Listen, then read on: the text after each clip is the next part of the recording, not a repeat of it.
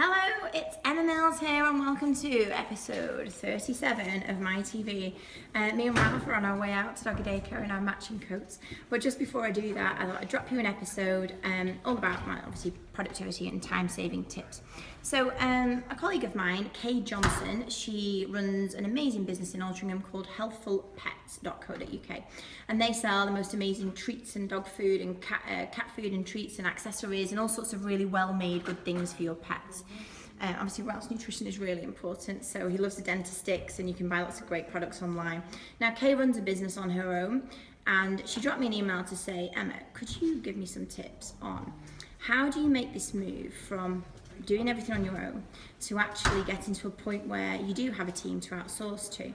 So I've completely been there myself, and I get it that, you know, at certain stages in your business you don't maybe have the resource to get somebody on board or to outsource to, you don't have the cash flow for it, you do have to do everything yourself, and it's just the way it is to grow a business. You know, you have to get through that to get to the next stage. A couple of things, if I was doing it all over again, I would think about and spend more time on to make this jump. So number one, and just before I jump onto that, Ralph's obviously been eating too many treats because he's getting heavier by the day. So tip number one, you do have to get into the mindset where you're thinking, okay, at some point, I have to build this business so that I can fire myself. And what I mean by that is, one, you're going to focus only on the strengths, so you will do those things in your business. And two, you will ultimately start to offload bit by bit the things that you aren't good at, aren't a good use of your time. You know, there's £10 and £100 tasks that I talk about a lot of the time. That is the mindset you need to be in. So number two, the next step from that is, as you are doing all the things that where you're wearing every single hat, where you're working days and nights and weekends and you're doing everything absolutely yourself, the key thing that I would do is start to list those tasks.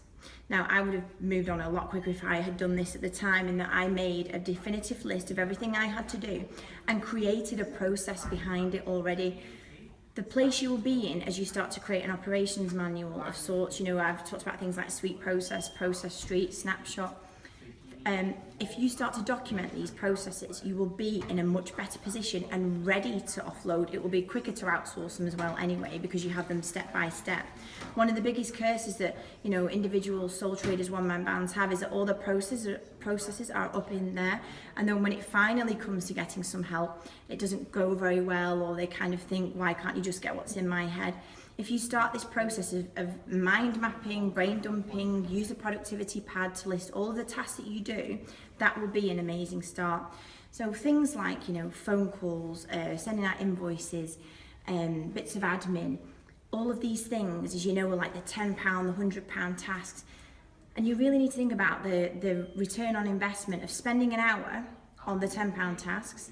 So if I was to start answering the phone myself in my business, you know, chasing payments, whereas if I spend that hour on maybe crafting offers, creating partnerships with people that can promote and sell my products, going to networking events, making new relationships, people, you know, generating a pipeline for people to buy my product, the return on that of people buying from me and making sales is a much better use of my time than all of these £10 tasks. Ultimately, the dream is that every business owner should be outsourcing.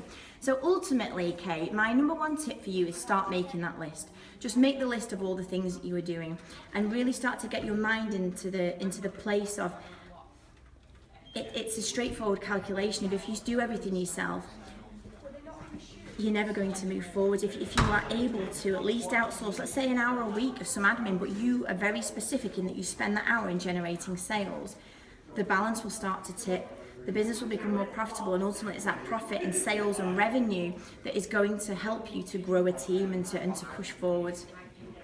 I hope this tip is helping to get your head out of the dirt and into the clouds, and I will see you next week. We're actually I'll be in Cannes next week, so it's going to be a nice tropical episode for you. But I hope you have a great week, and I'll see you then. Bye bye.